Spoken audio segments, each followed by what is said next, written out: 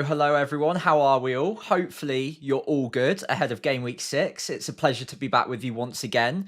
Getting kind of used to doing this on a Friday night now. It's good fun. Hopefully you're all well. Hopefully you're all relatively close to locking in ahead of Game Week 6, but we've got a lot to discuss today.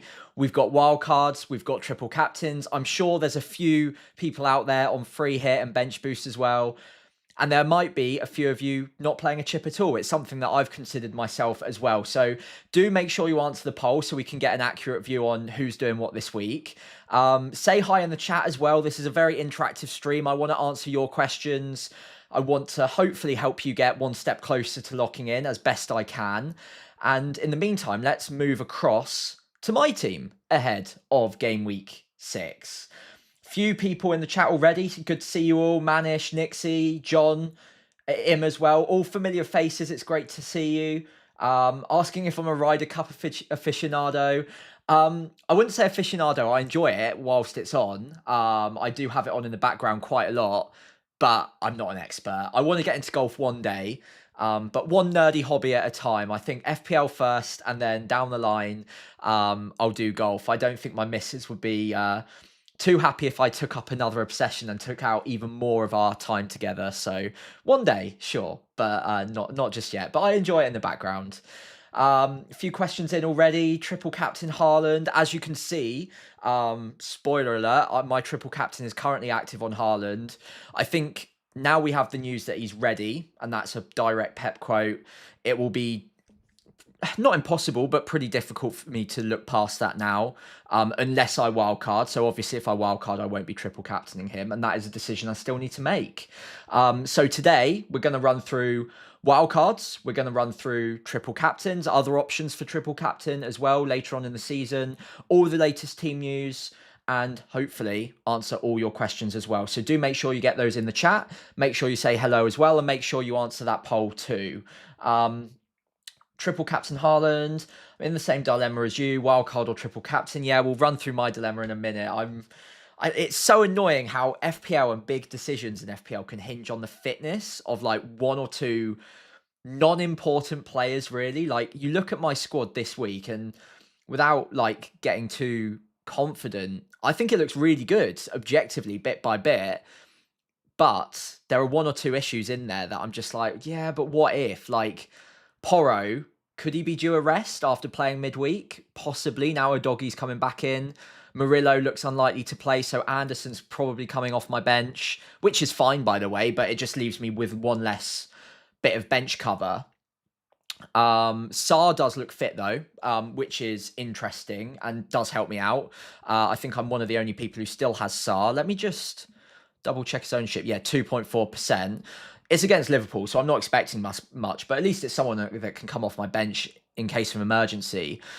I did also get a little bit paranoid earlier and last night seeing Watkins not starting in Europe. Most people interpreted that as a rest, and it probably is, to be fair, 95%. But it was a pretty strong side, and I do just wonder if his form is in question. But nonetheless, I'm starting him at the moment. I'm happy to have him as long as I feel confident. So yeah, questions in the chat. Opinions on selling Gyökeres and Paqueta to Saka and João Pedro? Absolutely not. I wouldn't do that. No way.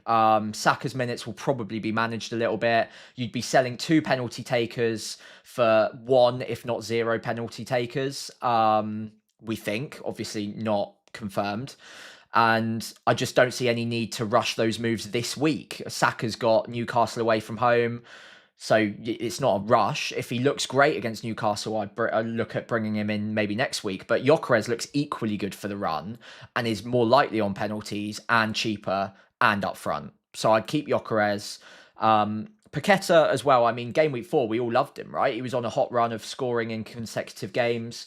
I would not be looking at selling him just yet. João Pedro is great, obviously, and so is Saka, but transfers are precious. So I would probably just leave it for a second. John mentioned a minute ago that he was just waiting, jamming along to the song. I actually really quite like that background music. I've had it since day one, and I was wondering if I should refresh it. But I'm so used to it now that I just think, like, I've also paid for a lifetime license of it, so I might as well just keep it, right? I actually really enjoy it, and I haven't heard anyone else using it. Every now and then I hear like repeated music like with different streamers and stuff, but no one I've heard's used it, so I quite like it. Let me know what you think of the song in the background, by the way, at the start of the video. Your team doesn't need a wildcard this week, John. I agree. I don't think it needs a wildcard this week. I think my worry, like, maybe it's paranoia, but my worry is team value to an extent. And I wouldn't normally make any decisions based just on team value, but the wildcard that I constructed, and like, it's not fooling anyone, it's very, very similar to everyone else's wildcard this week. It's extremely template, but I do feel like it does very well. And if I wait a week and then this time next week, when I probably, or at least likely, could be wildcarding in game week 7, I'll be down on team value and not be able to afford the wildcard that I actually wanted in the first place, all for the sake of waiting a week. So I was a little worried about that. I'm still not completely decided on which one I'll go to. And if I felt Porro and Watkins were in any way doubts, and it looks like Watkins not a doubt. I asked some Villa fans on X on Twitter, and it looks like he's pretty safe. So I think that's fine. My main worry now is Porro, whether or not he gets a rest. Because if he does, then I'm looking at Stev, most likely, because Anderson will probably come in for Murillo. So that is obviously not ideal away at Man City. And that might just be enough to push me over the edge. Although, maybe I shouldn't overthink it. It is a strong squad this week. There's one or two like head-to-heads I don't love. So Anderson in my midfield is basically going up against most people's Semenyo, which I don't think's amazing, but it's not the worst matchup in the world. I don't hate going up against him with that. Watkins versus Gyökeres for a lot of people. Other than that, my front 7 is very similar to the wild card. I think 5 of my front 7 are the same. In goal, Sanchez versus Raya is the template wildcard pick. I think it's pretty even on the odds there. And then in defence, everyone's gone Tarkowski. I'll probably get Anderson off my bench, who everyone's got. And then it's Porro, hopefully. So it's probably fine. Yeah. I don't know for sure, but I think it's okay. Anyway, right, let's answer a few more questions in the chat whilst we're here. So the best vice captains this week. Well, yeah, I mean, after Haaland, it's pretty much anyone. I mean, if you've got Haaland and Salah, Salah's the best vice captain, in my personal opinion. Like, even with a tough fixture, he's always still going to be right up there. I like Bruno because he's just got so many routes to points. Brentford look open at the back. They don't look as organised as they did last season. And United, actually, in terms of the underlying stats, have been pretty good going forwards. So I think he just ticks all the boxes of like a safe vice captain. I don't think we'll need the vice captain. Everyone's captaining Haaland, and it looks like he'll be fine. But you know, things can happen, so it's always worth checking. So yeah, Bruno for me, because I don't have Salah. Undai, I also don't mind, because West Ham, when they capitulate, they really do capitulate. So I think that it could be nothing, or it could be something quite special. So I don't mind Undai. I don't mind João Pedro. I've got a sneaky feeling he takes a pen if it's up against Brighton as well. And Palmer's out for a little while now. We'll go into injuries in a bit. So yeah, I think probably one of those for me. who else is in the consideration set for vice captains? I mean, Reinders, maybe Foden could be really fun. It looks like he'll start. I really wish I had Foden this week, to be fair. That would be a great differential to include on a wild card. John mentions for Ollie, it's just a rest. I tend to agree. I think maybe I was just being a bit paranoid earlier. It was also like the compounding effect of the Murillo news plus Porro. I've just got this sneaky doubt. Spurs fans, Adam from above average is assuring me he'll be fine. I've just got like this like sneaky feeling one or two of my players get rested, but I am quite a paranoid manager, so fair enough. Nixie says, if I went to wildcard, I would have a bit of a different team to most. The locks for me are Haaland, Semenyo, Reinders, Senesi. Yeah, agree with all of them, and at least an Arsenal defender. Yeah, so that's an angle on wildcard. I mean, most wildcards I've seen are 2 Arsenal defenders. I think there's an argument to try with just one, and maybe go with like a Pope in goal or something, or instead of Gabriel, go for Burn. I really like the Newcastle defence, not so much for this week, obviously, but after this week's out the way, I can see them keeping consistent clean sheets. You could also look at Man City defender. Obviously, you've got Donnarumma in goal. You've also got Gvardiol, who's fit now and cheaper than Gabriel. So yeah, if you didn't want to like lock in on double Arsenal defence and leave the option open for like double Arsenal attack in a couple of weeks, then there are options there, and plenty of DEFCON options as well. So yeah, I don't mind it at all.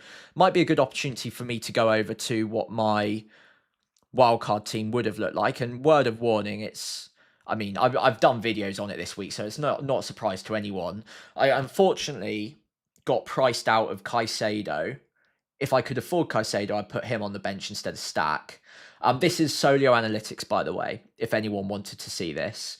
Really good free tool right now. There are paid versions coming soonish, but right now it's free to use. It has all the live market odds, player projections. You can fiddle around with all of the projections as well to your taste, and it's obviously week to week planning. I absolutely love it. I'm not sponsored by them, nothing like that. I just really like the tool. So they've let me basically use the tool on here for the season, which is really, really good. So yeah, this is my wild card. If I was to wild card, I think it's the same. There's no fun here. It's the same as pretty much everyone else's that you would have seen.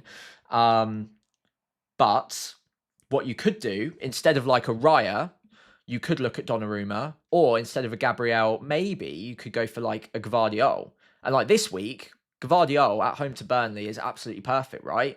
And then he's never going to be a bad pick. Next week, it's Brentford. After that, it's Everton. I quite like Gvardiol as a bit of a differentiator there, but you're missing out on Gabriel. So it does have some swings to it. There are some negatives. It's not all good.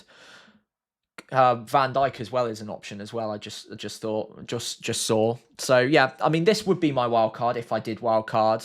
I think I've been talked out of it a little bit throughout the day. Yeah, wildcard isn't too different from your current team. That is true, John. Although, what I will note, and I should always mention this at the start, I always forget, I have made my 2 free transfers.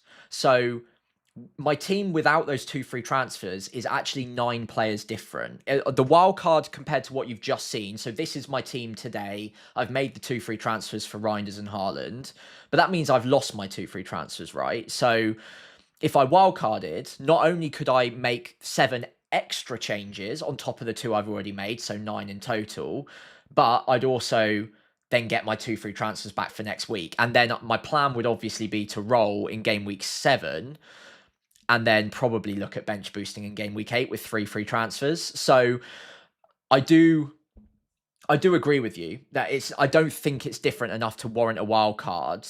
And I mean, that's my wildcard team. Just goes to show what I'm talking about. So this is my current team. In my starting 11, there's 1, 2, 3, 4 differences. So 7 out of the 11 would be the same. So the difference would not be in this week.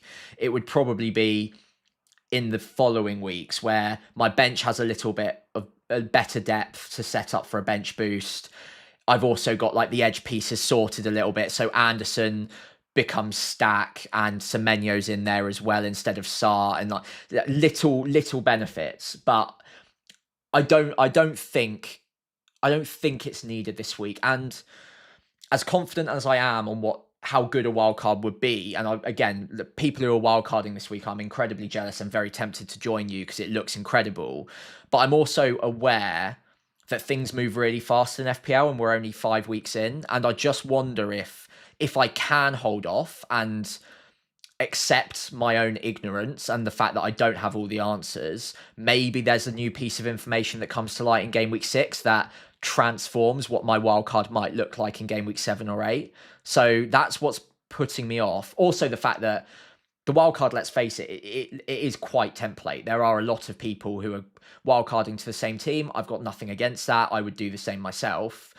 But if I don't need to, then maybe keeping the wild card, and then if that template team doesn't do as well as maybe we all think it will in a week or two, I might be able to take advantage by hopping on a different looking wild card and having a set of different players that other people aren't able to get to that quickly. And that might be my advantage. Or it might be my massive, massive disadvantage and I've just wasted a week, lost value, and end up on the same wild card. So it could go either way, but it's the risk that I think I'll probably take. So yeah, that's me at the moment. I haven't activated triple captain on here. The reason I haven't, and it would be active, but the reason I haven't activated it on here is because I want to see directly what the expected points totals are over the next 5 or 6 weeks. So if I wildcarded, I'd expect to be plus 50-ish. That's not total points, that's above the mean, above the average.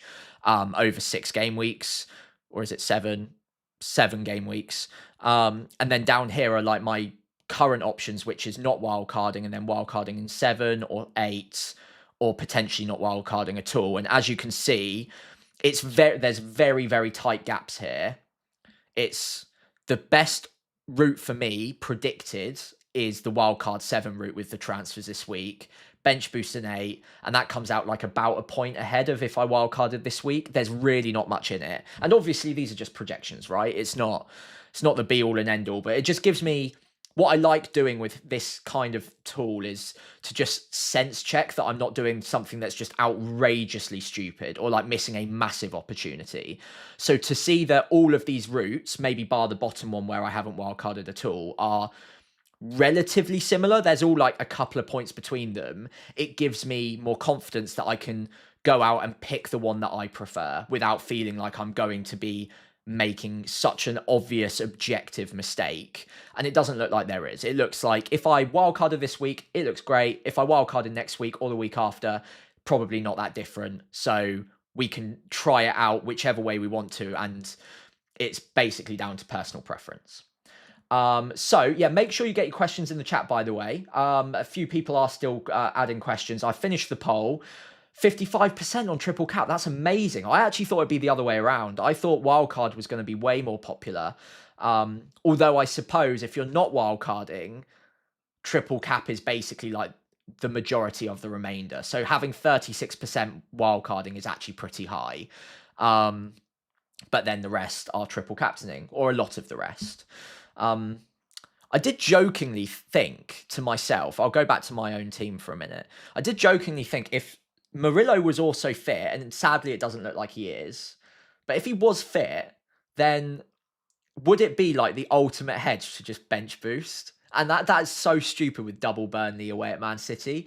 But how funny and how typical would it be if Burnley turned up and just put on a bit of a defensive clinic against Man City, and then all the triple captainers just hate life, Haaland blanks, and it's just hedging my bets massively.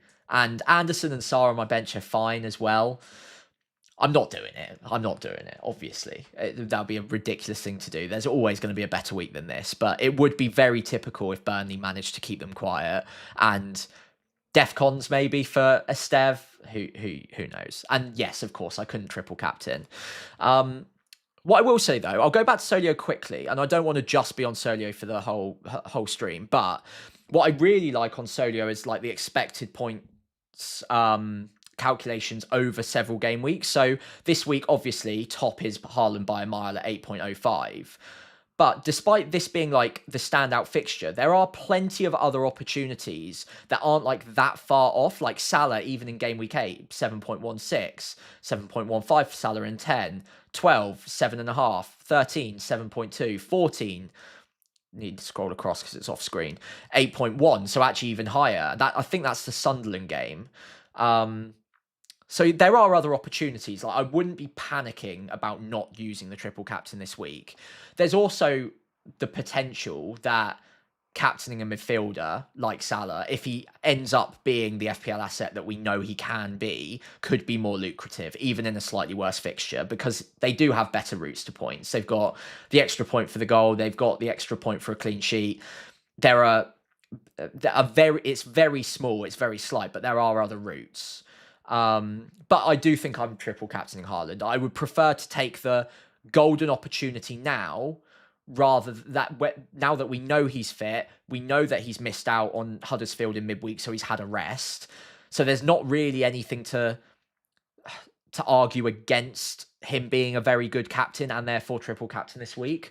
Whereas we don't know for sure that by game week 14 that Salah's going to be fit. I mean, 95% sure he will be, but the situation can change. So would it just be wise to take the opportunity now, which will be around about as good as it would be in the future if everything goes right? So I think that is where I've landed, that triple captain is probably what I'm going to do because of that logic. And also, like, there's something to be said for form on a triple captaincy.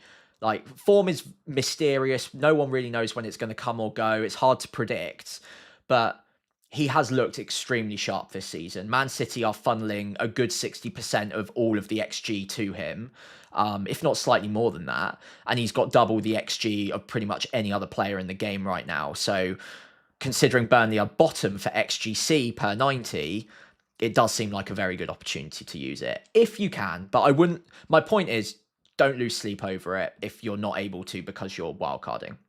A few more questions in the chat. So Sam, would you start Strand Larsen or Rodgers? Now, Strand Larsen's away at Spurs. It also doesn't look, and I'll go over to my static graphic here because I took a few quotes from the press conferences. Not many, because there weren't many big bits of news. But Strand Larsen was one that I noted, that he did say that he's not 100% yet, so they're going to manage his minutes a bit. So I would expect him to get something around 70-ish minutes, which is not bad, but Spurs have been a decent defence so far this season. And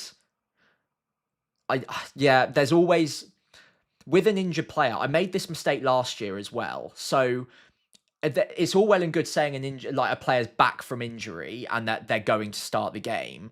But if they're just back from an injury that's been a bit of a recurrence, I did this with Saka when I triple captained him last year, and all it takes is like one kick or like one slight tweak or issue where the medical staff are just like, don't risk it, take him off, we don't want a long-term thing. And if you know that Rodgers is fit to start completely, and he is usually a 90-minute man as well, as bad as he's been, I wonder if that's just the safer play, because I think Strand Larsen will start the game. I'm pretty confident he will, but there's always that just like nagging doubt in the back of my mind that he's like one knock away in a game from just being brought off for safety reasons. So that would be my logic there, but there's not much in it. And also Strand Larsen should be pens. He should be on pens. So yeah, not an easy decision. I think I would probably go Rodgers, as bad as he's been. But wins bring wins. And I just wonder if Villa aren't a million miles away from turning it around. I mean, it looks a bit stale at the moment. They were very poor against Sunderland, but yeah, maybe I as a Watkins owner, I hope they turn it around this week. I just don't have full confidence, but I think I would give Rodgers one last go. Okay, having a lot more fun playing against the template, that's what I'm going to do. Yeah, I completely agree with that. If that's the way you like to play FPL, and that's the way you think is going to score more points as well, then do it, 100% always. Overthinking it. High pricey. Oh, hey Simon, how's it going? High pricey worth -4. Watkins out to Richarlison, Evan-Nilsson. I personally wouldn't. it is a little bit dependent on like your plans over the next few game weeks, I suppose. But if you're not looking at wildcarding in game week 7, then Watkins got Burnley at home next week. And again, as bad as he's been, we are talking about the team with the worst XGC in the league by quite a distance already. And we're only 5 game weeks in. They're like already over an XG worse than any other team. So if any team's gonna start letting in goals for Villa, it would be Burnley. I probably wouldn't. The other thing with Richarlison, I know you mentioned Evan Nilsson as well. The other thing with Richarlison is he's never that far away from an injury either. And although we know he's going to start this week because both Moani and Solanke are out, how long is that going to be the case? Is it worth a -4 to pick a player that probably isn't going to last forever in that starting lineup? And even if he does, he'll get brought off early sooner rather than later. Yeah, a no from me. A no from me. I understand the logic though. If you want to play more aggressively, and you have lost all faith in Watkins because let's face it, he has been terrible, then I do understand it.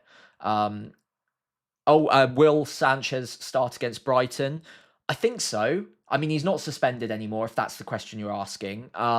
He served the suspension in the League Cup during the week. Jorgensen played. I was a little bit concerned that Sanchez would get dropped after the clanger against Man United, but Jorgensen coming in that game didn't play well, and then he also had a shocker in the cup as well. And there's quite a clear way of targeting Jorgensen that Brighton would probably try to exploit. So bringing Sanchez just straight back in despite the blunder seems like the more logical thing to do if I was Maresca. So yeah, I would say Sanchez will start, but I'm not 100% confident on that. I've got Dubravka on my bench away at Man City. At worst, that's like probably a save point if I'm lucky. Might get 1 or 2, so it's not worth a transfer out for me. If you've got a playing bench keeper, start Sanchez and just cross your fingers. But I think he will. I have no real reason to suspect he won't. Simon says played bench boost and wildcard 8, so I expect 1 Arsenal fixtures change. Sorry, could you elaborate on that? I'm not sure I understand. Play bench boost and wildcard, or wildcard in 8, and I expect 1 Arsenal fixtures change. Okay. Anyone Watkins captaincy next week? Let's go across. Hang on. Let's go 1 over and just let's pretend I'm not wildcarding next week. This will be with a transfer. They've recommended me bring in Raya next week, which I don't think I would, but it's about the same team. Who would I captain next week? Not Watkins. Unless he bangs a hat-trick this week and reminds us how good he can be. Probably not Watkins. And I wouldn't have him on a wild card, I don't think, either. So, Haaland away at Brentford looks like an easy win. Bruno at home to Sunderland also doesn't look bad at all. I don't think... Watkins might scrape the top 5, but probably not my favourite, personally. Is Foden a good punt for captaincy? I think a good punt, full stop, yes. I would love to have him on a wild card. I'd be a little concerned about long term, but I would love to have him. And especially if you're on a free hit. Captaincy, for me, it's a bit much because it just seems like Haaland's just miles ahead of everyone. He's got pens. He's fit to start. A lot of people, he will have a large share of the ownership as well. So if you're a really renegade, high-risk taking manager, Foden's not a bad option, but it would be far too risky for me, considering Foden has played a lot recently, in a row. I think it's 3 games in a row now. So he might get brought off early. You would expect most of the goal share to go to Haaland anyway. So you're kind of rolling a weighted dice that is weighted against you, which obviously it can come up in your favour, but it's quite unlikely that it will over Haaland. But we've seen it in the past where Foden's got hat-tricks and Haaland hasn't gotten anything. So it does happen from time to time. So it's not an objectively bad call. I just personally wouldn't do it myself. I am a very boring, very sensible manager though. Okay, what else have we got? So, oh yeah, sorry, wrong screen. My bad. Thanks, Nixie. I always forget to do that. I'm so sorry. Yeah, so my team for this week, there you go. Haaland, Bruno, Watkins. Yeah, Haaland for me this week. And then next week, like I just said, for game week 7, I'd have Haaland and Fernandes ahead of Watkins, probably.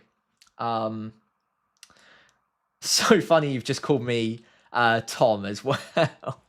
So it's funny for several reasons that you've called me Tom. One, podcast co-host, obviously, but two, I get called Tom by my own parents quite often, and that's because my brother is also called Tom, and we look quite alike. The amount of times that we like just get called the wrong name is absolutely crazy. So I think I get called Tom about like 30% of the time just in life. So I'm not that bothered if you do call me Tom, that's fine. But I am Sam. Grealish or Caicedo on wildcard? Caicedo for me. I would go Caicedo. The reason I would go Caicedo is because of the difference in price is considerable. Caicedo just has that raised floor. He's not an exciting pick, but he's easier to have just week to week on your bench if you wanted to. He's also a very good like 7th attacker. I also don't think Grealish is the best Everton midfielder to own. I think it's Ndai. Penalties, better goal threat, absolute baller. Obviously, Grealish is a brilliant footballer as well, but he does tend to sway quite heavily towards assist threat, and he's not quite as central to all of the attacks. He's obviously a chief creator in everything they do, and the team revolves around him as like a creative fulcrum, but not so much from goal threat. He'll pop up with the odd goal, like he will get goals, but I think Ndai over the season is likely to get more at a cheaper price. And I also think Caicedo, if he can week to week get 4 points throughout the season, Grealish would need to get like an assist every week to like effectively keep pace with him, or 2 in every 3 weeks to keep pace with him. So I would probably go Caicedo for the money saving and the fact that you just have more of that safety net, that guarantee of points. Didn't you have enough money for Semenyo, or why did you go for Reinders? Yeah, I didn't. Sorry. So I made these 2 moves. I did not have enough money to...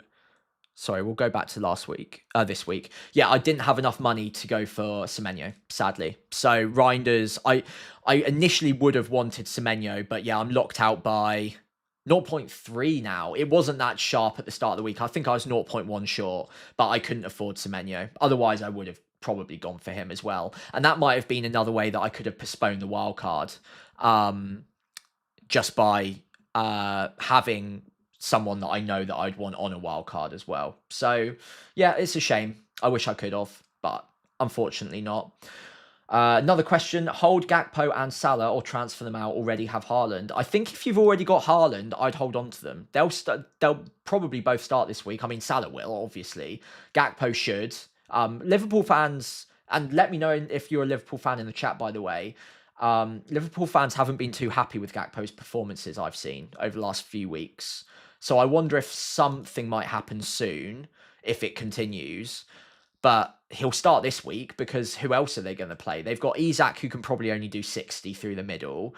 You've got Wirtz, who might not even start, but if he does, it would either be as false 9 or through the centre. Ungamoa maybe gets minutes eventually, but for now, I think Gakpo's fairly safe. They're still winning matches, so why change a winning formula? So I think Gakpo and Salah, especially because you've got Haaland anyway, I'd probably hold on to them for this week. I see no reason not to, especially Salah. I think that's a differential in itself to have both of them right now.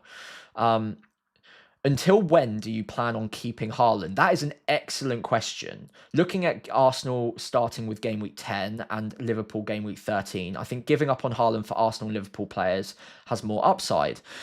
Yeah, so I really like Haaland for the next 3 game weeks, especially. I don't ever hate him either. It's important to note that. I'll go back to here to get a better look at the fixtures. So, I don't dislike Haaland ever, really. And for the next 3, I think he's brilliant. The reason I was so calm about bringing him in immediately now is because I do have the wild card. And if I was to wild card in game week 8, for instance, I could revisit that discussion and maybe not include him on a wild card if I wanted to. There's definitely an argument for looking at this little stretch here from Aston Villa through to Newcastle that you could go without him. By the time you get to game week 13, I think you're going to want him for a very long time, especially because during this period, I think it's like game week 17 to 21, Salah's going to be at AFCON. So there's a bit of like in and out going on there. I think by the time we get to game week 13, you're going to probably want both. Whether or not we can afford it is a different matter. But certainly for the short term, 6, 7, 8, I would like him. And after that, I mean, Salah's fixtures are pretty good at 9 through to 12. They're not like amazing. Let me find the nearest Liverpool player that we can just look at fixtures for. Just to remind myself. Yeah, so starting off arguably an 8 against Man United. But then Brentford, Villa, City's not great. Nottingham Forest in 12 is a good fixture now. And then again, very much like Haaland, it's just a great run, obviously, until game week 16. 17, he'll be at AFCON, I believe it's 17, through to like 21. And he'll probably come back for Burnley at home, which would be mega. So I think there might be a little bit of like switching them about. If I'm doing it through a wild card, it will probably be in game week 8. But if I'm not doing it through a wild card, it would probably be like game week 9 if I can't have both. But I will look at routes and ways of maybe upgrading Bruno and downgrading a forward, or like finding money through a combination of other transfers to like squeeze them both in. But I am open to selling Haaland eventually. No one that expensive is ever a definite season keeper. And also, let's not forget, this time last year, I think he had something like 11 goals after 5 games. This year, he's got 6. And everyone last year was like, obviously, saying season keeper, we're going to have him forever. What happened? After that, he went on an absolutely barren run, and Salah became the season keeper. So things can change really, really fast in FPL. And right now, it doesn't look like Haaland's ever going to be a sell. But always have a plan. Always have a route to what you would do if there were 3 blanks in a row from him. Would you get itchy feet? Would you want to look across to Salah? Quite possibly, especially if he's doing well. So just have a plan for it. So yeah, great question. If you sold Watkins, you could have got Semenyo and Haaland, by the way. Yes, true. But it would have locked me out of a potential other move that I could have got done in game week 7. So I wanted to make this move to get, so basically, hard to describe, maybe easier on Solio. By doing this move, it leaves me open to doing João Pedro to Gyökeres in game week 7. So if I went with the other route, which was get rid of Watkins, then it's not as easy. Plus, looking at my forward line in game week 7, I wouldn't have Watkins at home to Burnley. So I just wanted to leave that option open to myself. I'm obviously not guaranteeing I will go for Gyökeres for João Pedro. I might even be wildcarding, but I wanted to at least leave that avenue open. Whereas the other route, I would be getting rid of Watkins, and I think I'm going to play him against Burnley if I'm not wildcarding. So I didn't want to do that. So yeah, you're right. I could have done that, but I decided that I'd prefer to get rid of Strand Larsen, because otherwise, again, I'd be playing Strand Larsen for this week and next week. And out of the two, I think Watkins is better than Strand Larsen, which is questionable considering how Watkins has done so far. But Strand Larsen hasn't done anything either, in fairness. Tom Campbell in the chat. Hey, mate, how's it going? 3 free transfers. Palmer in the squad. Okay, Palmer in the squad as my only issue. Straight up best replacement for Palmer. Oof. Okay, in order, if you don't have them already, I mean, a lot of people do. So Bruno Fernandes would be probably my top, like, number one, just get it done if you don't have him already.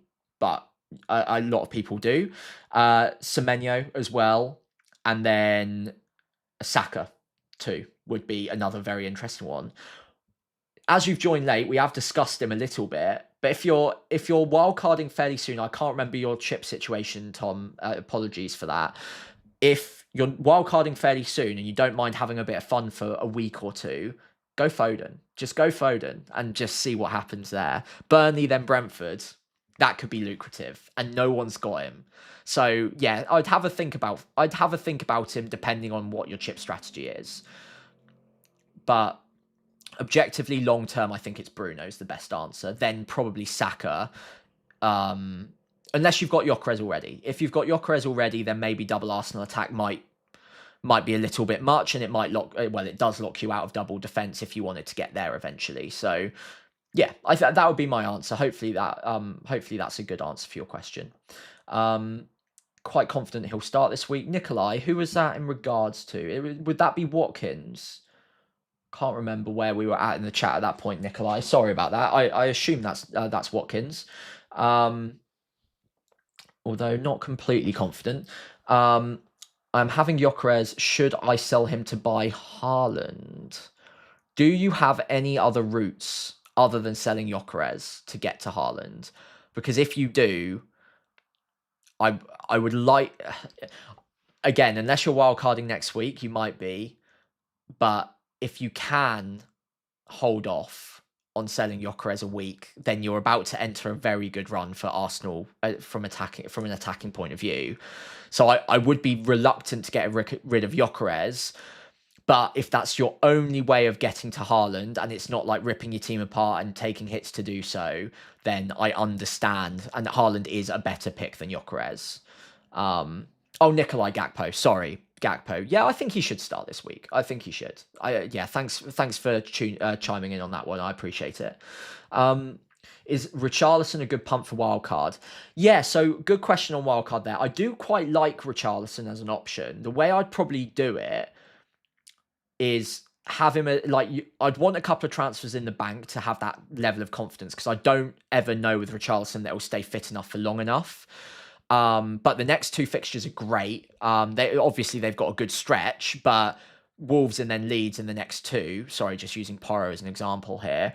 The fixtures do get a little bit worse after that, and the longer you go into the future, the less confident you'd be on Richarlison maintaining that starting spot, either for fitness or rotation, or Solanke comes back in. There are so many reasons why he might lose his place eventually. For now, Raptor's in the chat. Hey mate, how's it going? Good to see you. Thank you, mate. So with Richarlison, I think a couple of weeks. And then if you've got a couple of transfers spare, that could be a quick move across to, say, a Strand Larsen or a Thiago, or who knows, maybe even Beto's kicking off at that point. There will be options. So I treat it as a short-term one. And then I would do it instead of Gyökeres, perhaps, and then go for Saka in the midfield. And that could be your differential. You'd have Saka and Richarlison instead of Gyökeres and a midfielder. So obviously you can work out different combinations there. But I don't mind Richarlison if it's a short-term thing and you've got a plan away from him. Tosin replacement. Yeah, shame about Tosin.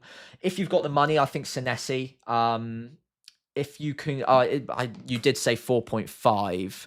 Let's have a look at 4.5 quickly, because we've had a few price rises recently that has sadly taken a few of these really good DEFCON defenders out of rotation at 4.5. I mean, I love Anderson, to be honest. His fixtures aren't great looking at them, but it'll get DEFCON in all of those, you'd think. And then after that, you've got a few nice ones. If you need to start them every week, I would understand the reluctancy. Richards also doesn't have great fixtures. Good on the DEFCON though. I don't know. I think at 4.5 specifically, if you can afford a little bit more, I'd go like Senesi. But at 4.5 specifically, I think probably Anderson. I think less and less now we need to be focused on the fixtures with DEFCON defenders, because those centre-backs are going to rack up those 2 extra points in the fixtures that they are trying to clear the ball as often as possible. Now, if you've not looked at the data, specifically, and on how DEFCON is broken up. With midfielders, it mainly comes from recoveries more often than not. So find a midfielder that makes a lot of recoveries, and you probably got a one who's good on DEFCON. With defenders, it's ones that make the most clearances, that tend to hit the threshold more often than not. So Anderson is very consistent on DEFCON. Tarkowski is very consistent on DEFCON. And especially in the matches where they're probably going to need to make more clearances, that's where you can not take it to the bank, because there's never a guarantee, but more often than not, you'll get them. So I just wonder if, despite the fixtures, Anderson would be the best play there. That might be my recommendation. But yeah, so to be fair, look, I can't wildcard now that Ross has said he likes my team, can I? Like, let's be honest. I do like it a lot. And Ross, if you're still listening, my only hesitation was around those edge pieces. So like Murillo, Porro, Watkins, not so much Sanchez now, but those three little pieces of the puzzle. Pickle was very helpful earlier, by the way, about Watkins. I was getting a bit paranoid about him not starting after being rested in midweek, but I think that is just a rest and he'll come back in. So less paranoid about that now. Murillo, that will just be Anderson starting, so that's probably fine. It's Porro that if he gets a rest, that's a real issue, because then I'm getting a Stev off the bench, most likely. And if that's the case, that's quite a mark down on what my wildcard side would look like.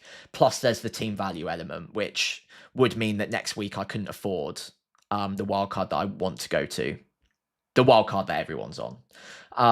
So yeah, I'm gonna wait it out. I'm gonna triple captain because I'm confident enough on Haaland, and I'm gonna take the opportunity that is right in front of us and hope that that is enough to balance out against the wildcarders this week. And then I might be wildcarding next week, but hopefully with another week of information, there are other players that come to light, and maybe there's news that we just don't have yet. Maybe there are injuries, maybe, I mean, obviously never wish injury on anyone, but like there can be injuries in any game week. It might be, wouldn't be your friend if you wildcarded this team. Okay, for the sake of that, I can't wildcard it now. If Ross is gonna abandon me and my friendship, then that I think I'd have to be done, wouldn't I? So yeah, I'm definitely sticking with it. And then yeah, maybe next week I'll have just a bit more information to use a wildcard on, or maybe I just won't need a wildcard. I'll be a bit light on Arsenal. I can get to at least one. Maybe take a hit to two if it means that I can set up for the long term, and then postpone the wildcard all the way to game week 13 for the sake of one hit. Might not be the worst idea in the world. So yeah, I think keep my powder dry. Triple captain I think is fine, but yeah, for now I think Ross is right. Basically the same as most wildcards apart from Arsenal, who have a very tough fixture. That is true. Although Newcastle aren't scoring loads at the moment, so I am a little bit worried that everyone's double Arsenal defence against Newcastle is going to clean sheet, and then my defenders against Wolves, Sunderland, and Brighton are all gonna blank. But that's just paranoid. That I can't be using those biases to make FPL decisions. So yeah, I think that's where I'm at. Make sure you do get questions into the chat, by the way. Oh yeah, sorry, missed a few. I got also so excited by seeing like a big name in the chat. Thoughts on Brighton mids? Really like Minte. I think Minte's a really good shout at a pretty cheap price. I think he's 5.9, right? His data's always been good as well. Yeah, 5.9, putting up good numbers, scored and assisted in the last two. I mean, Chelsea's not a great fixture, but they've got defensive frailties at the moment. Like, we've seen that they are able to concede. They've got injuries. I really don't dislike it. If you can find a way to have him, I think it's a pretty good shout, you know? And like, okay, look, their fixtures aren't great, but for a very long time, they're good, they're decent. Like, all the way through to game week 15, you can play them in every single week there, every single one. And the minutes have gotten better since last season. The last season, it was a little bit up and down, but so far, he's only been brought off slightly early twice. So yeah, I really don't dislike it. Next up, who would you trust more this week, Isak or Strand Larsen? I would go Isak. They'll both get reduced minutes, I would think. And Isak isn't on penalties. but it is Isak. He's just a much, much higher upside player in a better team. Wolves have only scored... How many goals have they scored? Is it one? No, they've scored more than one, surely. Hang on. They haven't scored many, though.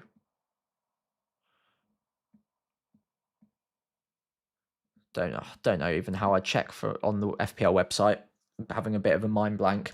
But yeah, they haven't scored many. Either way, Liverpool are a better attack, and Isak will likely get 60 minutes. So I would definitely be picking Isak over Strand Larsen.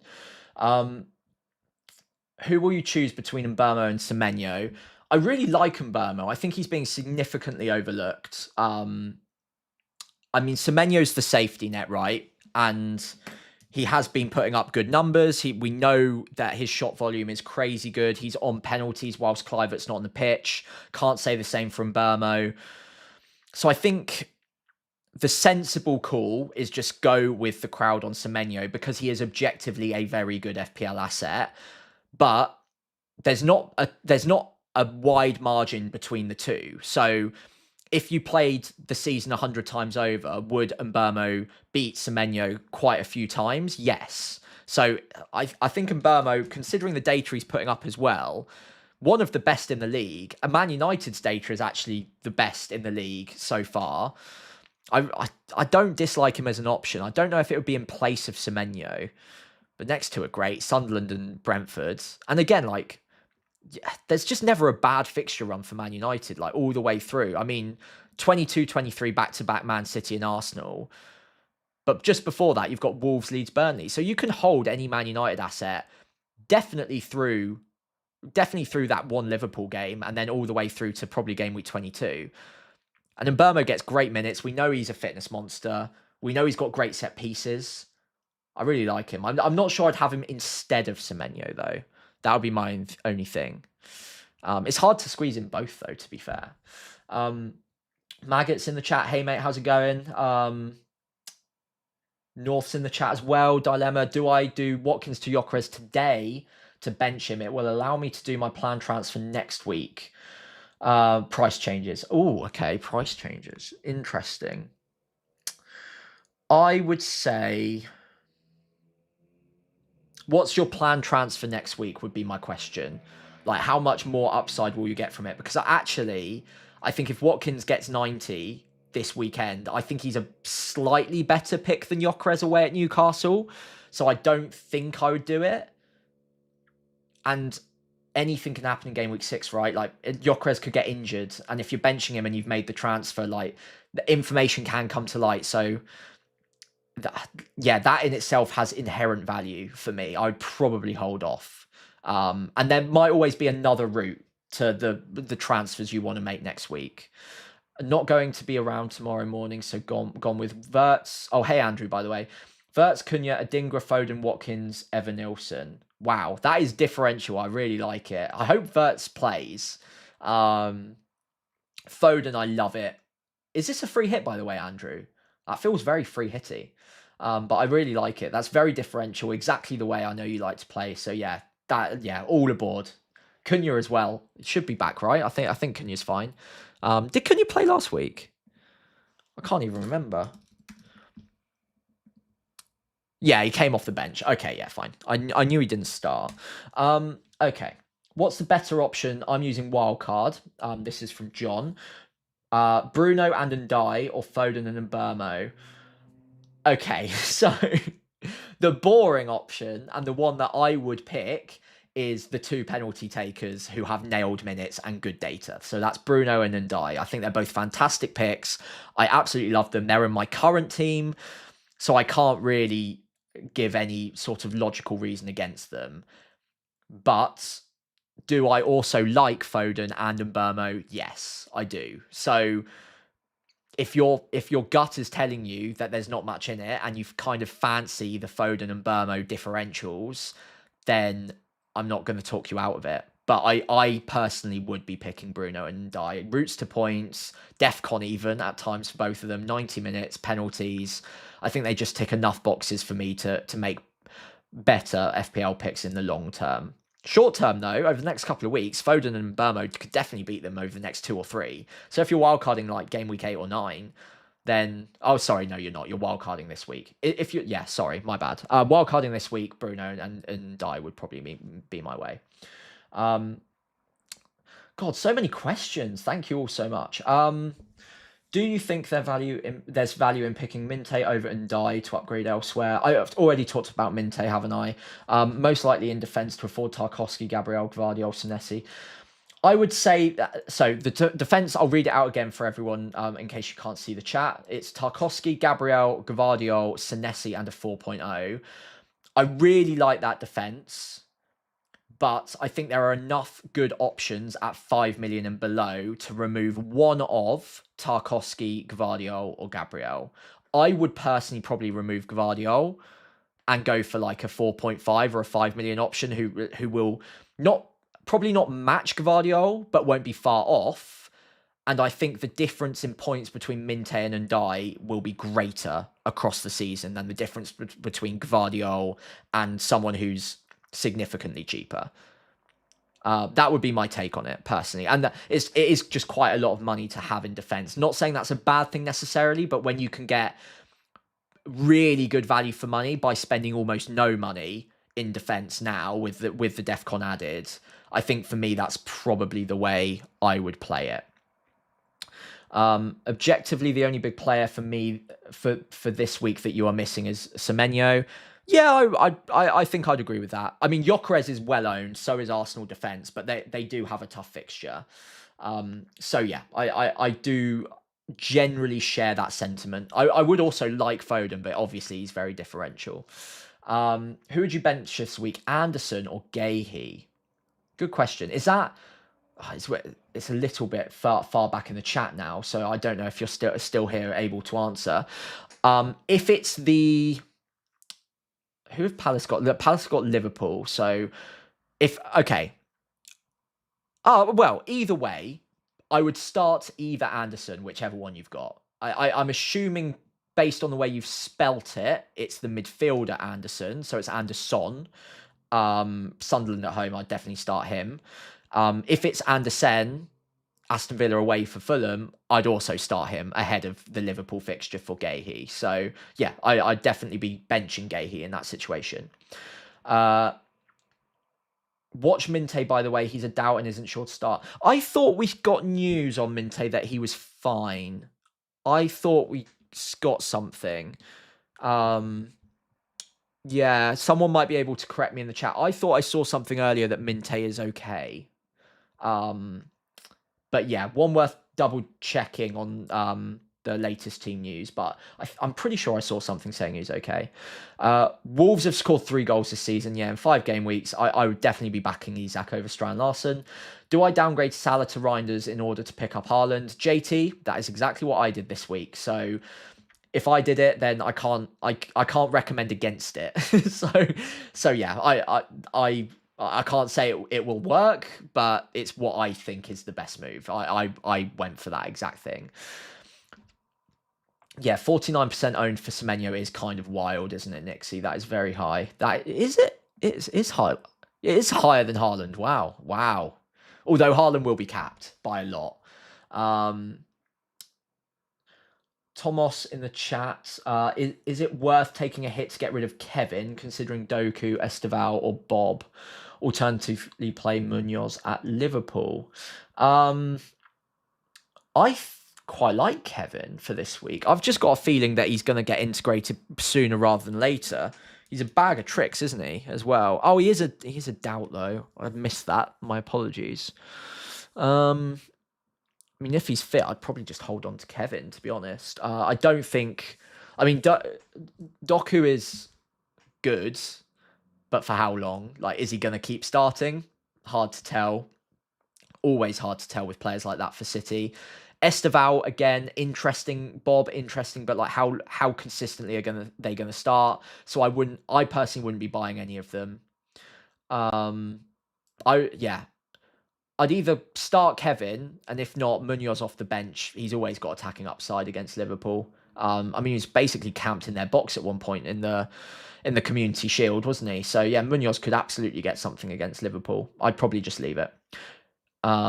And Dye's underlying data and fixtures aren't great. I would disagree with the underlying data. For 6.5 million, I actually don't think it's that bad. 0.37 XGI. Hasn't had a penalty yet either. So you always boost them a little bit for penalty takers, because maybe 3-4 pens a season.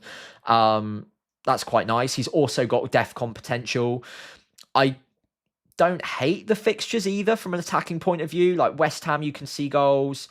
Spurs, you can probably see goals. Sunderland, Fulham, Man United. I just think at 6.5 he's cheap enough that those are decent fixtures and it'll just tick along nicely. So I think the data's also decent enough for the price. Like, it's not Haaland levels, like, don't get me wrong, but at someone around that price point who's on penalties, I will absolutely take that non-pen XGI per 90, because then when a pen comes, that will start looking a lot more positive. It will look much more competitive with the 7 million assets. Just my take, though. We'll have to catch up on your answer getting off now. North, hope you have a good evening. Good luck tomorrow as well. Planned transfer was Kukurea sells Watkins to Gabriel, Pope and York, 0.3 wiggle room. Yeah, I do like that. What would I do instead? I mean, the thing is, with 3 free transfers, there's always a chance that one of them gets injured before then anyway. So I would probably just hold off on that original move, personally. Thoughts on Ismail Assar and Isak today? I have both in my squad. Should I play them this week? Isak I would play. I think he starts. I mean, Ekatike's banned, so Isak looks in line to start. They took him off at halftime very intentionally in the Carabao Cup against my team, Southampton, and he was doing sprints at halftime as more of like a monitoring drill. So I think that's all very much with the intention of starting him this weekend. So absolutely start Isak. Will he come off early? Yes. He'll get 60 to 70, I would think. But he'll play. I'm pretty confident of that. I also don't mind starting Sarr either. He's been unflagged. He's ready to go. He probably won't play 90. Glasner said so himself. But again, against Liverpool, they haven't looked that tight defensively. There are goals to be gotten. And Sarr is very good on the underlying data. Like, I mean, we're talking about Ndai's average data. Sarr's data for someone at this price point is incredible. And yes, small sample size this season, but 0.67 XG per 90. And then when you go back, his XG, and I think his XGI per 90 was like something like 0.59 across the season last year. So like, he can score against anyone, and Liverpool will give up some chances. So yes, basically, I think they are both playable. Hey, Hippie from Blue Sky. Good to see you, mate. How's it going? If you've got any questions, let me know. What else we got? Loads of questions in the chat, by the way. You have 54 viewers as well, so thank you very much for joining.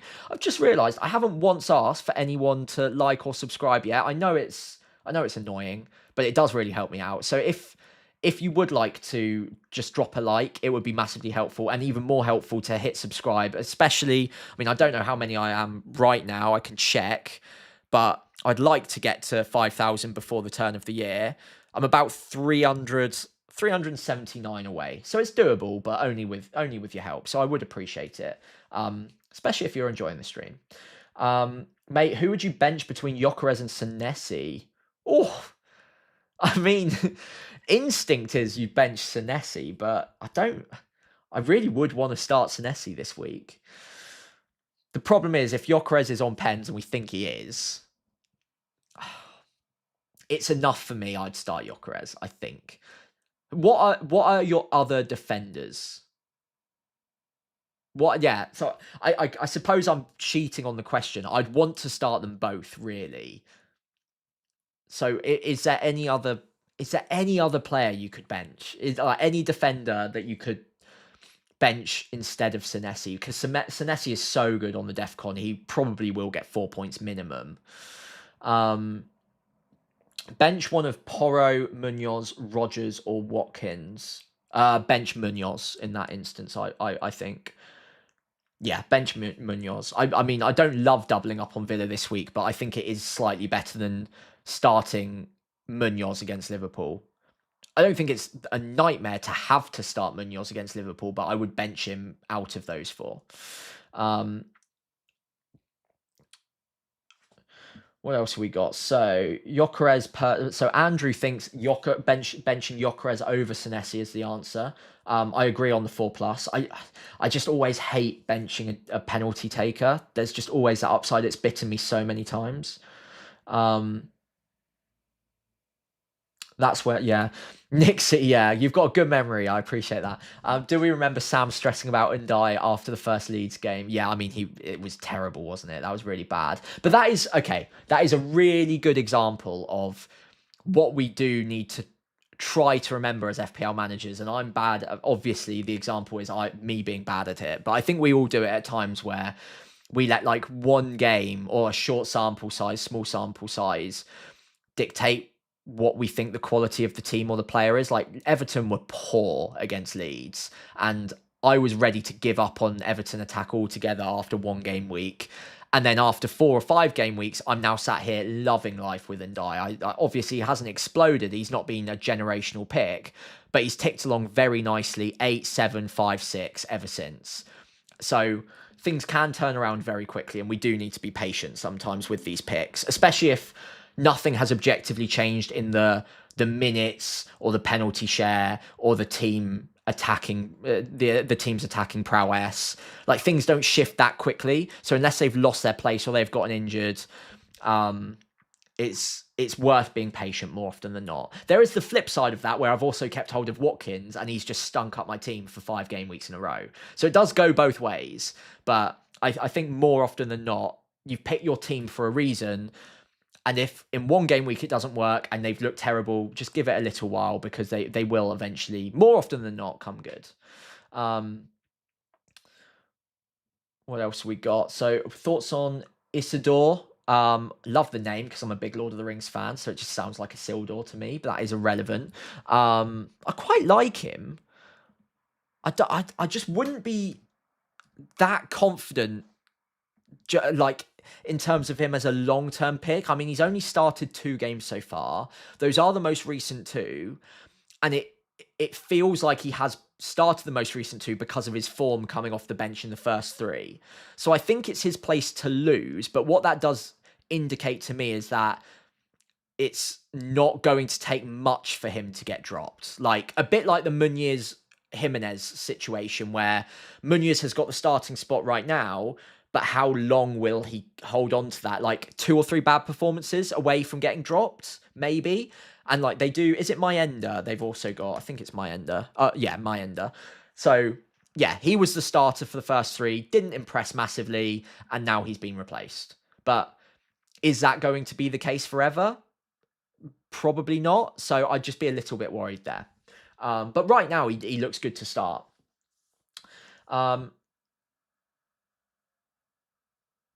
Yeah, Thomas. Yeah, again, I love the debate on this because, yeah, I'm also not saying Ndiaye is like a generational pick either. Like there are definitely other good options at that price point. I think the Pens does swing it for me personally, but I love the different opinions. At 6.5, you've got Sarr, you've got Enzo, Reinder's a little bit cheaper. You've got Caicedo a little bit cheaper than that as well, who looks really good. Even Anderson, I still haven't lost faith in. I think Ndiaye is a good pick, but I don't think he's an amazing pick that needs to be locked on every single wildcard. Like I would encourage free thought on that and have a look at it's just to see if there's anyone else you prefer, and I completely accept that. Do you think I should play Ismaila Sarr instead of Lacroix in defense against Liverpool? Also, James Garner versus West Ham. I'm thinking of either playing him or Ismaila Sarr. Garner's been pretty good on DEFCON, right? I'm just going to have a look. 25 points. So he's averaging 5 points a game. I mean, he did have that belter in game week 2, wasn't it? What's his average DEFCON per game? It's pretty good.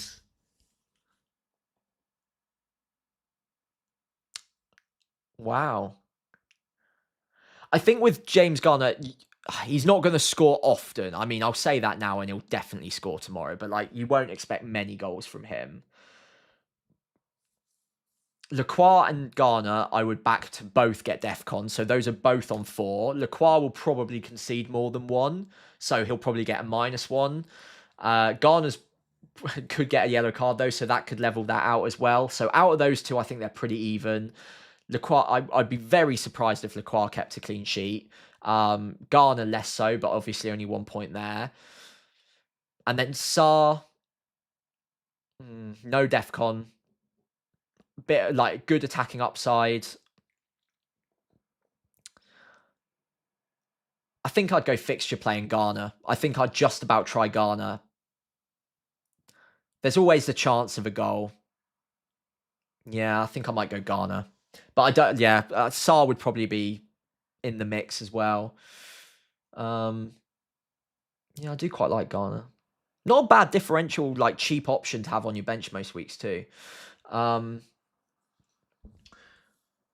Nixie's noticed my team name, Lord of the Ings. I mean, I've had that for years. I just haven't bothered changing it. I should probably change it at some point. I need to be more creative with it. But I've had it ever since Ings was at Southampton. I've just never bothered changing it. I've just kept it every year. So I've wildcarded with 5 mega defenders. Gabriel, Tarko, Romero, Senesi, and Burn. Yeah, love them all. That's so strong. So it's either Senesi or Gyökeres. Burns on your bench. Okay. Yeah, fair.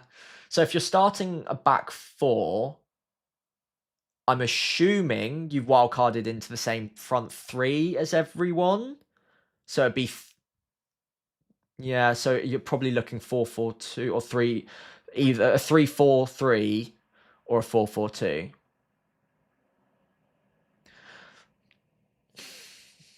I think I'd still bench Senesi, but that's really painful. That almost feels like too much depth.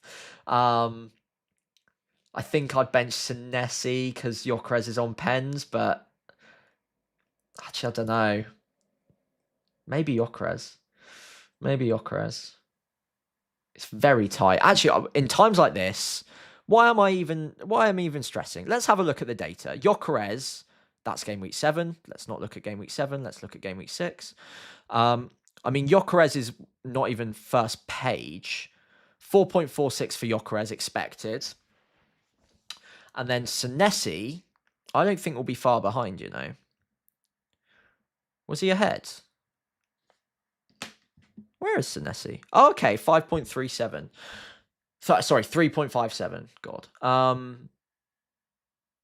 I mean, the chances of Senesi getting DEFCON are very high, but that is baked into this. Against Leeds as well, don't score many goals. It's tight. And let's be fair, like removing this from the situation, in the games where Arsenal have had to battle a little bit against better opponents, Gyökeres hasn't got many shots away. He's been a bit of a flat track bully so far. Newcastle will make it tough for them. So I wonder if I'm overestimating the upside of Gyökeres this week. Maybe it's Senesi, you know. I've spent way too long on this question. I do apologise. Maybe start Senesi, because I think the routes to points are pretty good there. And that will be my answer. Let's go with that. Probably stay around for another 5-10 minutes, by the way. So do get your questions in. Do make sure you like and subscribe too. Is there anything else I haven't missed out that I haven't mentioned today? I don't think so. I've walked through Triple Captain. I've walked through Wildcard. I've done a few questions, but I've always got time for some more. So do get them in. Thoughts on Pope over Raya on the next wildcard next game week. Can still go double defense with Gabriel and Saliba or Calafiori, or double attack with Gabriel. I think it's nice to leave that option open for next week if you're wildcarding next week. I'm doing the same myself in the sense that I think I'm going to go double Arsenal defense if I do wildcard next week, but there is a chance that I could go with both Saka and Gyökeres, or Eze as well, which we haven't talked about today, but he looks like he could be an option soon. So it's nice to leave the option open for now. I don't know if I'd go double outfield defence for Arsenal, because you'll get the clean sheets from them, but neither Saliba or Gabriel are very good on DEFCON. Calafiori's not either, and less nailed. So that would be two positions that are almost like auto pick starters every week, who, if they don't keep a clean sheet, you're probably going to not enjoy your game week score quite as much because it's double jeopardy, and you're missing out on the opportunity of packing in DEFCON defenders in your starting 11 every week. So I think that's why it's more popular to have a double up defensively that includes Raya, because no keeper's keeping DEFCON, so you might as well get the one who's got the most chance of clean sheets. So that would be the logic for Raya, but I think, so I wouldn't go double outfield defense personally, but I would also look at maybe just one outfield defender and double Arsenal attack as an option. For me, it would either be include Raya and double defense, or don't include Raya and maybe look at double attack. I still think Esteval 6.5 is the best if he gets minutes. I do actually agree on that. I think Esteval could be a really good option if we know he's absolutely nailed. He comes from Brazil with incredible data.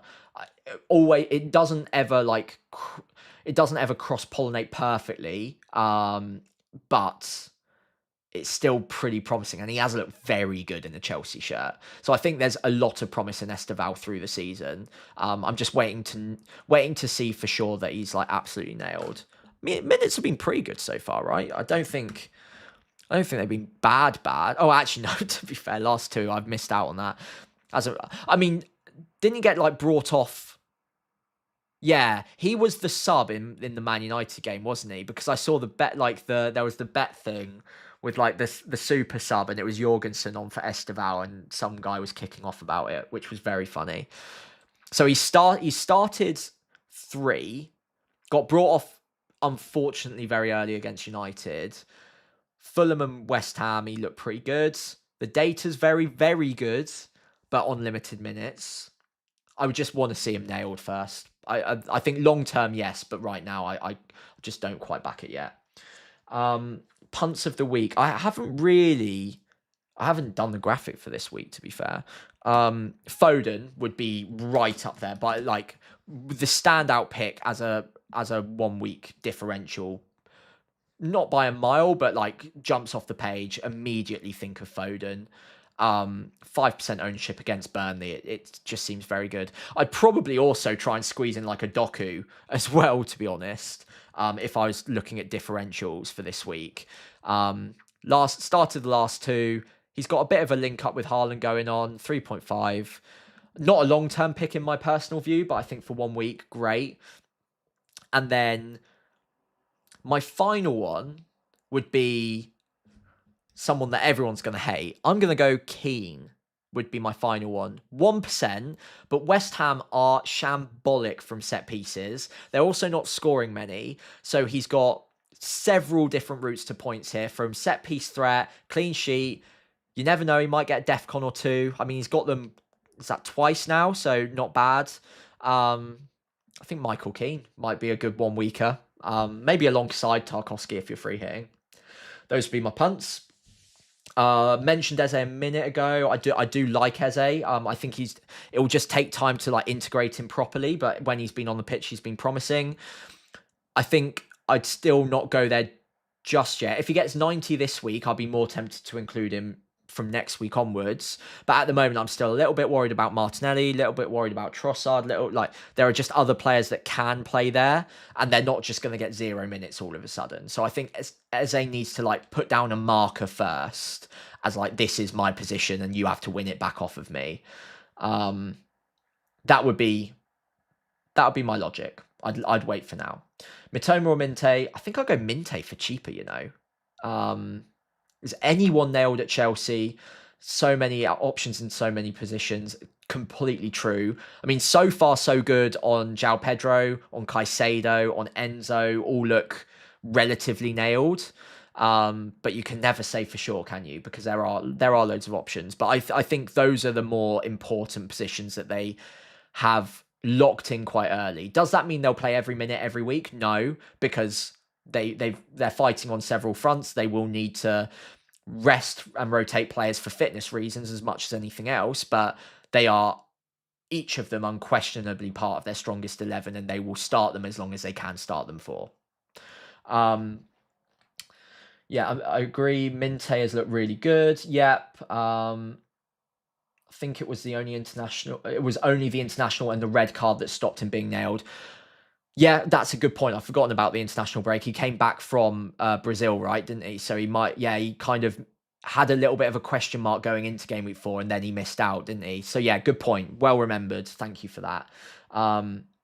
Nixie mentions Keane will be that random player that scores, hits DEFCON, keeps a clean sheet, turns up with that 15-pointer. Yeah, I can see it. I can absolutely see it. This would be the week, wouldn't it? It would also be the week where West Ham just switch it on and win 3-0 like they did against Forest. And we've all gone Tarkowski. We've all got all of our hopes in Everton, and West Ham just turn it around. Same goes for Burnley against City. You can just see it happening, can't you? It'll be so typical of FPL. I can really feel like a proper, like, classic FPL week this week. I can just see something happening like that. I'm hoping what it is everyone sold Watkins and he gets a hat trick. That's my hope. But I'm not massively confident in that. Drawn to Xavi as well. Yeah, I can't believe we haven't mentioned Xavi yet. There was a really good chance that I was going to bring him in this week instead of Reinders. But then he got benched against Brighton and it just scared me off enough. I also want to see him through the centre a little bit more first. But the next two look great. He would be in contention on a wild card for me. It's quite not an awkward price point, but it's a price point that's very like heavily contested though. Like we've talked about quite a few 6.5s, all good options. We've talked about Semenyo, a little bit more expensive, but good option. So he's kind of like just in that middle ground, which makes it quite like difficult to go for him. That would be my only reasoning. But yeah, I really like him. I think again, if he starts and looks good against Wolves, and I'm wildcarding soon enough, he'll be in the consideration set for me. He's a quality player, great set pieces as well. On a is it a sixpence or like whatever the old phrase was, like on a penny onto someone's forehead every single time. He's very, very good, which also helps players like Romero and Van der Ven. So if you've got them, you're probably feeling pretty good about life too. Thoughts on Jadon Anthony long term? Not convinced yet. He's been very good so far, but every season it does seem like there's like one player from a promoted club that just gets off to a flyer, looks like the cheat code, and then sort of just disappears and it just dries up. But so far, the data's good, the minutes are great, he's getting shots away, he's got 3 goals in his opening 5.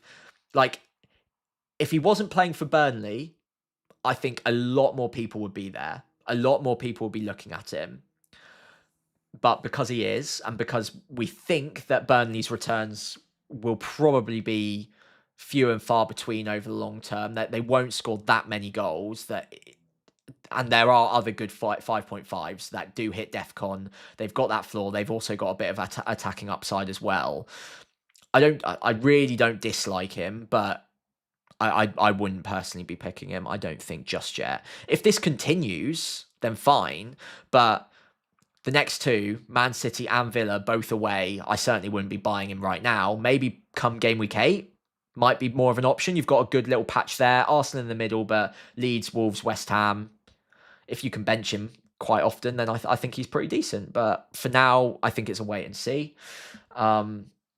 Haaland blank, Salah bracing coming. Yeah, that would be so typical, wouldn't it? And also, let's face it, not impossible, because Salah can get a brace, get a hat-trick in any game. He struggled against Palace, and Liverpool have struggled against Palace, and it won't be easy for them, but he's world-class. Like, he can absolutely brace against anyone. And Haaland is fantastic, but any player can blank at any time. I mean, was it last season that Southampton kept a clean sheet against Man City? So it does happen. We're just playing odds, aren't we? We're just playing likelihoods. It is more likely that Haaland does better, but it's not impossible that it swings the other way. Thoughts on João Palhinha? I probably wouldn't go there, personally. I don't think his minutes are secure enough. He doesn't play every game. Yeah, so 10 off the bench against Burnley. He's got 90 in three of them. So when he plays, he's fairly secure usually. But 53 against Bournemouth. I think Frank is enough of a pragmatist that he will switch the system. And sometimes that system won't need a Paulinho in there to make it work. He will change that often enough that he would just not. I don't think he's the best 5.5 by a stretch, so I wouldn't go there personally.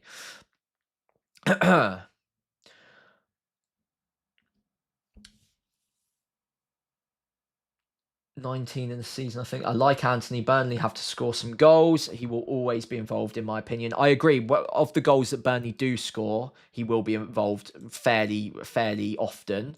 So yeah, not a bad pick. There's always been a place for a good promoted club's talisman. I mean, I'm not saying he's necessarily a talisman yet, but we've had seasons where those picks are genuine cheat codes, like Pookie, like who else have we had? Bamford as well. Yeah, we've had them through the years, so he could end up being one of those. I just don't know if I'm confident enough that it will continue at this rate for that long. And I think if it doesn't continue near this rate, then there are other 5.5s that can probably beat him and are more. You can take it to the bank more, like Anderson, Reinders, Caicedo. You can quite reliably and confidently predict the range of points that they'll get this year. Whereas with Jadon Anthony, it might be really high and as high as all of them, but it also very, very possibly might not be. Caicedo and Zubimendi just does it better. Caicedo over Zubimendi for me. Yeah, Caicedo just racks up the defcons and just has that floor. Zubimendi, I think, has been a bit skewed by the 2 goals in one game, but we're not really expecting that from him very often. Patrick mentions Rafinha. Yep, good shout on Rafinha as an old talisman from promoted clubs. What do you think of Gomez from Brighton? Probably recency bias, but hey, bang 4. Yeah, I mean, keep an eye, but right now, maybe not. Would be they do they have 2 Gomez's, by the way? I think it's this Gomez. Keep an eye, but not yet. Let's wait and see. I mean, the 4 was it 3 or 4? I can't remember. Was it 4? 2 of them were absolute. By the way, if you haven't watched those goals, wow. That third one, I think it was the third one to complete his hat trick, laced it on the volley from about 30 yards out, maybe 40 yards out. It was absolutely incredible. Probably one of the goals of the season. So he's got it in him, but you look at the opponents, you look at the level of opposition, you're expecting Brighton and you're expecting a player of this quality to be able to do that. In the Premier League so far, we haven't seen anything like it. The data's not there. How's he doing on DEFCON? The DEFCON's not there. Just nothing's really going for him yet. But obviously he's got talent, so I keep an eye on him. Rafinha, Charlie Adam. Yeah, Charlie Adam. That's throwing it back a bit, isn't it? Giovanni. Thoughts on Iwobi or Stack? What's Iwobi? Is Iwobi 5.5? 6.5? Stack all day long. If Iwobi was 5 million as well, then Iwobi. But out of the 2, I'd go Stack. For that, I think for the money saved, that's enough of a gap. Yeah. For me. Yeah, Stack for me. Right then. Okay. I think it's about time I crack on and get some dinner in the oven. So I'm going to wrap up the stream now. Oh yeah, good point. It is Wolves that have about 30 Gomez's. Yeah, good shout. Guys, I've really enjoyed it. Thank you so much for helping me out as much as hopefully I've helped you out, but you certainly have helped me out. So thank you very much. Good luck tomorrow in Game Week 6, whether you're on a wild card, whether you're triple captaining, whether you're doing something else or no chips at all. I wish you all the best. And yeah, fingers crossed for green arrows for a lot of us. I'll see you this time next week, and I'll see you during the week. Of course, I'll be back with all my regular weekly content. And yeah, massive good luck for all of you in the meantime. And yeah, I won't be online at all for the Man City game for triple captaincy because I'll be at St Mary's watching us get battered by Borough. So I'll be on limited internet and limited info, and I might come out of that game either very miserable or very, very happy. However, in the meantime, thank you all so much for watching. Have a great weekend. Good luck to all of you triple captaining Haaland especially. Good luck if you're on wildcard, and I'll see you next time. Bye, guys.